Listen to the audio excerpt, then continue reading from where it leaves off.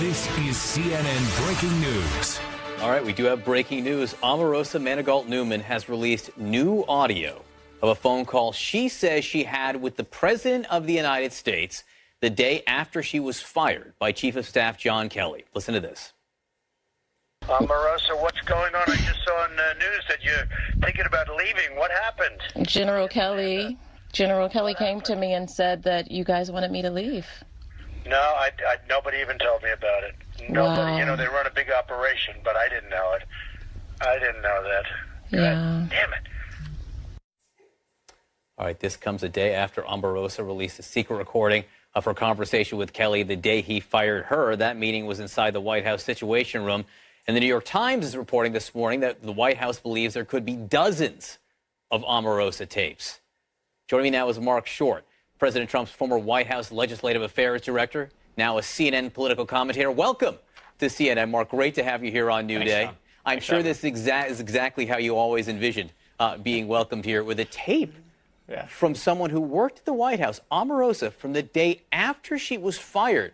A recording of a phone call she had with the President of the United States. Your reaction to hearing that? Well, I guess my reaction is whether the President was aware or not. It seems that General Kelly made the right call there.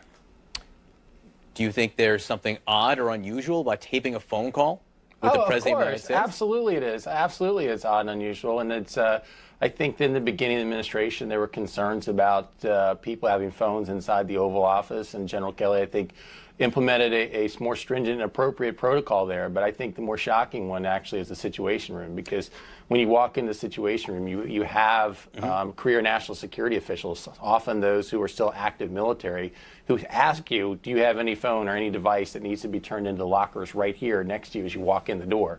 So the fact that she would have brought in a recording device into such a secure facility, I think, is an extreme breach of protocol. I want to get to the Situation Room in just a moment, but just to stick on the phone call here, do you find it surprising that the President didn't seem to know that an assistant to the President, which is a high-level position in the White House, had been fired the day before? I would think so. I mean, I think that General Kelly, as Chief of Staff, has broad discretion about staffing decisions, but I would imagine that he would have had a conversation with the President on that front. But as I said, either way, it's apparent that it's true that General Kelly made the right decision as far as personnel decisions there with Omarosa. Omarosa says she felt the need to record people, and again, we'll get to the Situation Room in a second, and I don't know if she's including the President here the day after she was fired, but she felt the need to record people because there were so many lies being told inside the White House. I never recorded anybody, John. I certainly trust the people I worked with inside the White House. I view them as friends, and certainly think that there were many dedicated public servants working there.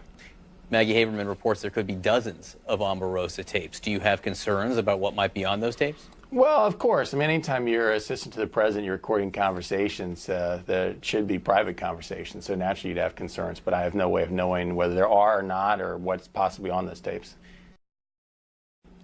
Why would General Kelly bring Omarosa into the Situation Room to fire her? Yeah, I don't know why choosing that location, but I think that probably are concerns about some elements of public firing of Omarosa, but why he chose that room, I don't know. Again, I think the bigger breach of protocol is bringing a recording device into the Situation Room in the first place. And again, explain to us exactly what happened. Someone would have asked her directly. Every time I was in the Situation Room, yes, there are two different entrances, and there's a national security official at each door, and there's a series of cubby holes where you can put in any of your phones or personal devices. You're actually asked not to bring any down in the first place. But just as a final reminder, if you walk in the door with one, they say, are you sure there's no personal devices? If so, here's a key and a locker, please lock them up. So to actually, I think they would have required not just willful disobedience to that, but actually lying to one of those people at the desk who asked for any sort of recording device. To your knowledge, do you think that a law was broken in that process? I don't know. I'm not a lawyer. I'm not sure there's a legal precedent there, but certainly there is I think a significant national security concern.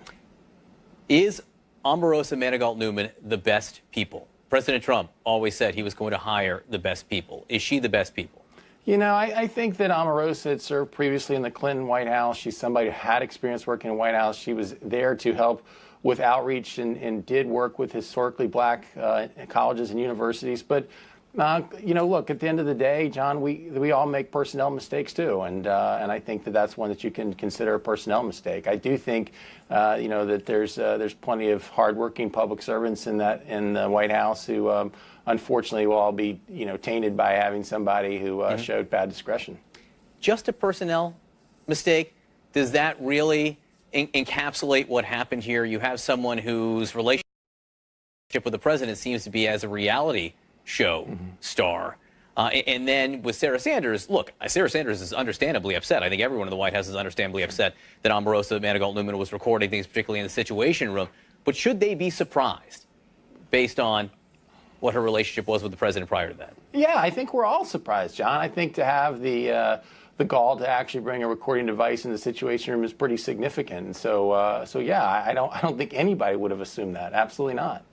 Axios is reporting this morning that people inside the West Wing, inside the White House, were afraid of Manigault-Newman. Do you believe that to be true?